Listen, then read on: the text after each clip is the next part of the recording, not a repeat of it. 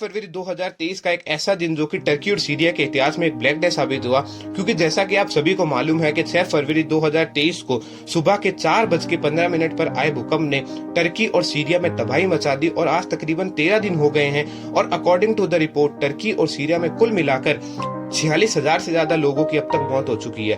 लेकिन दोस्तों, टर्की में विनाशकारी भूकंप पहली बार नहीं आया है। इससे पहले 1939 में आए इर्जिनकेन भूकंप में तकरीबन 33,000 से ज्यादा लोगों की मौत हुई थी और 1999 में आए इज्मित भूकंप के कारण 17,000 से ज्यादा लोगों को अपनी जान गंवानी पड़ी थी।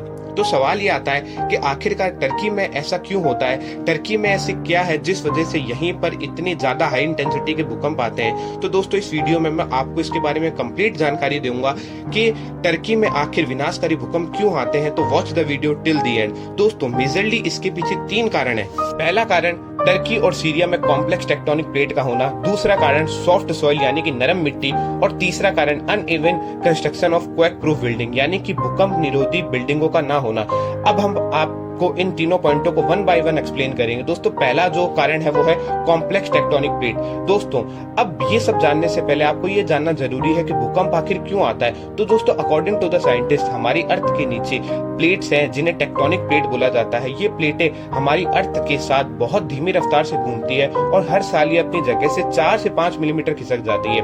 तो ऐसे में या तो अगर ये प्लेटें एक दूसरे से टकरा गई या एक दूसरे के नीचे चली जाती है तो इनके मूवमेंट से एक हाई एनर्जी रिलीज होती है in the form of wave, और इनका मोशन जितनी ज्यादा तेज होता है उतनी हाई अमाउंट की एनर्जी रिलीज होती है और उतनी तेजी से वेव जो है एम्पलीट्यूड वाली जनरेट होती है।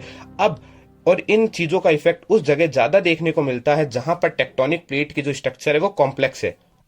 तो ऐसा ही कुछ है साउथ ईस्ट टर्की और नॉर्थ वेस्ट सीरिया के अंदर, जहां पर 3 बहुत बड़ी टेक्टोनिक प्लेटों का जंक्शन है, जिसमें से जो प्लेटें हैं वो है African, Anatolian and Arabian tectonic plate शामिल है।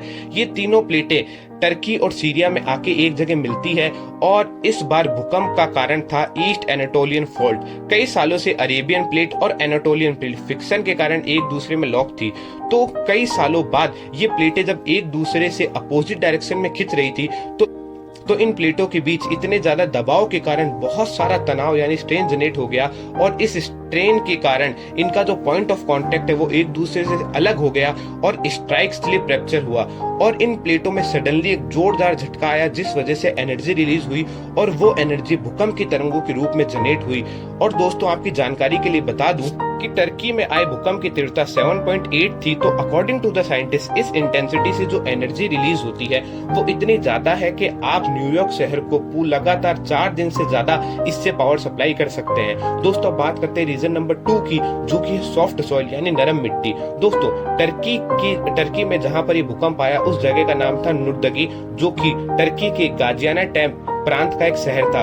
दोस्तों, इस शहर का जो फाउंडेशन है वो मिट्टी पर है और इसकी जो मिट्टी है वो अधिकतर मॉइस्ट है यानी कि इसमें नमी ज्यादा है। तो जो अर्थ क्वेक की वेव जनरेट हुई, तो जैसे ये वेव वहां पर पहुंची तो ये जो मिट्टी है इसने एज अ सॉलिड बिहेव नहीं करा, इसने एज अ लिक्विड बिहेव करा। तो जो शॉक वेव जनरेट हुई थी वो सरफेस से केवल 18 किलोमीटर नीचे थी। तो इजीली भूकंप की वेव जो है बिना कुछ अपनी इंटेंसिटी को ज्यादातर लॉस करे सीधी बहुत ज्यादा पावर से हिट हुई और इसने बहुत ज्यादा तबाही मचा दी। और अगर इसका फाउंडेशन या फिर इसकी जो मिट्टी है वो एज अ सॉलिड बिहेव करती तो इतनी ज्यादा इंटेंसिटी से ये भूकंप हिट नहीं करता। दोस्तों, अब बात करते लास्ट रीजन की, जो कि है uneven construction of the quake proof building. दोस्तों, 1999 में आए इज्मित अर्थक्वेक के बाद टर्की में एक मॉडर्न कंस्ट्रक्शन का कोड डिजाइन हुआ, जिसमें यह तय हुआ कि अब जितनी भी इमारतें बनेगी वो शॉक प्रूफ होनी चाहिए।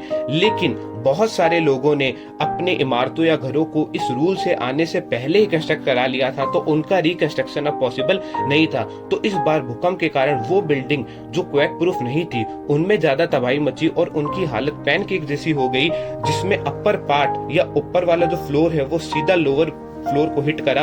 और क्योंकि वक्त सुबह का था तो अधिकतर लोग अपने घरों में सोए हुए थे, तो उनका बचकर भाग पाना लगभग नामुमकिन था।